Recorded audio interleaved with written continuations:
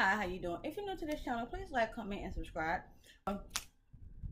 Tasha K recently did an interview with Carrie Kelly. That's the younger brother. He's a younger brother.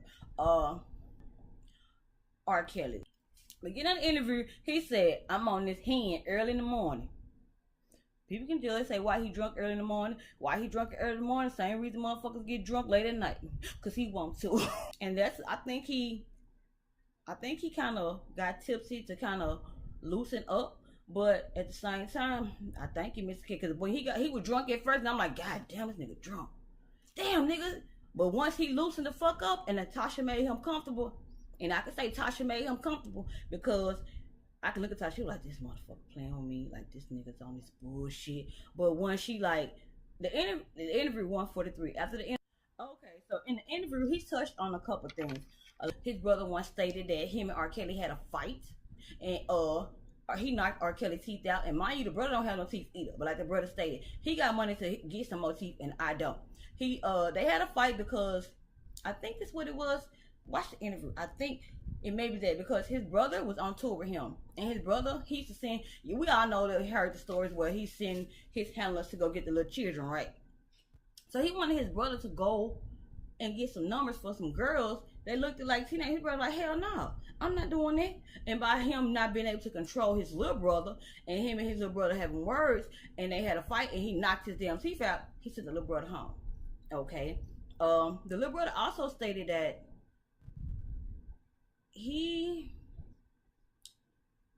R. Kelly impregnating his 14-year-old cousin. Now, watch the video, and I'm gonna tell y'all about that. But basically, it came out that R. Kelly was messing with one of his little cousins. She was 14 years old, and they kind of put two and two together because he invite family over. Y'all know how people is. Hell, I done went over to a couple of my family members' house and cleaned their house for some money, and so they was at his house. It was at his house cleaning his house up.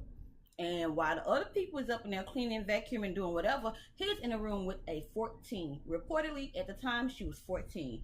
And at 17, baby came into the mix. And guys can look at Tasha K video for that info because that's some exclusive shit. And that's some crazy shit. Well, he was messing with her when she was 14. And at 17, a baby came. And it kind of divided the family because the family was like, I ain't gonna even go there, but right is right and wrong is wrong. And if you divide it over a pedophile, over an older family member messing with a teenager and a family member, this is a lot about not this individuals. Forget the family because we could say that the family covered it up, but the world and the media been covering it up also. Okay, and then he spoke on the situation with R. Kelly wife Drea. He said that R. Kelly had this lady in a room locked.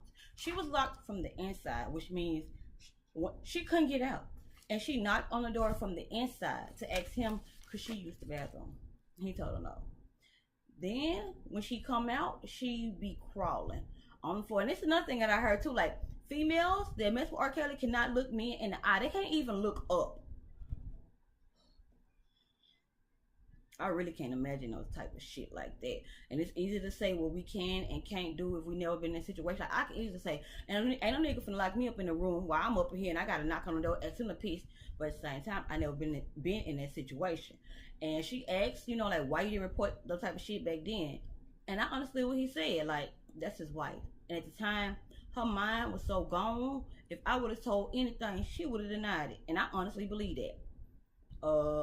She asked him about, do he know about R. Kelly touching one of his children that was exposed in the affidavit that's on her website that you guys can go check out from London on the Track's mother that worked for R. Kelly for, I want to say 7 years. It was like 5 to 7 years that London on the Track mother worked for R. Kelly. Yes, the producer worked for R. Kelly mother, and she goes into details about how I'm gonna say from that affidavit, she goes into details about how R. Kelly really don't respect women, how he had this one and that one, and they was like on a rotation where she would bring different young females. I'm gonna say young kids. Them ain't no young females that he lived with, that lived with him and controlled them. She would bring them to the concerts whenever it was their day. And she also said in one particular incident, with the last time when she left him, they was in this dressing room, and a 17-year-old, one of his women, walked up in there and proceeded to give him fellatio while she was sitting there. He said R. Kelly tried to kiss him, and Tasha K was like, "Was it tongue?" Like, nigga, I don't know. I get a nigga that motherfucking time. She was like, "Well, you know if you want tongue." It's like, nigga, I wasn't looking for tongue. All I saw this nigga face too fucking close to mine. I was about to bat the hell out of him. Robert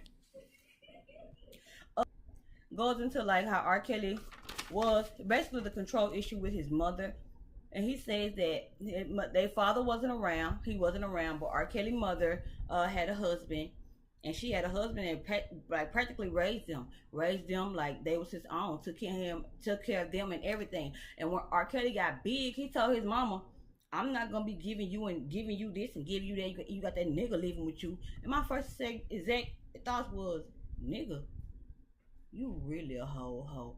You really a hoe. Because even though you feel that way about that man, that's your mama. And if your mother had a man that was in y'all life and raised y'all like his own, that says a lot about that man, even more about your mother. Because a nigga don't give a damn how much he love a chick. It take a real strong man and real strong love for that woman to do for her kids. But anyway, so his mom basically told him, "K your ass. I don't need your money." His mama ended up getting sick, and when she got sick, her husband took care of her. And when she passed away, her husband's insurance paid for her burial. And I know they like, he did not give a dime on his mother's funeral, and even though her husband had insurance, no. You as a son, that shit ain't right. I don't give a damn if every family member in the family had insurance policies on her. That shit ain't right, Robert Sylvester. He also stated that R. Kelly did not go to his Big Mama burial, which was some fucked up shit. Like, everything in this interview is real hoe shit. Like, it's sad and it's devastating, but it's real eye-opening. Listen to his story and listen to his interview, I really think that he put forth the effort to try to expose his brother. What I think was that his brother control is larger than his.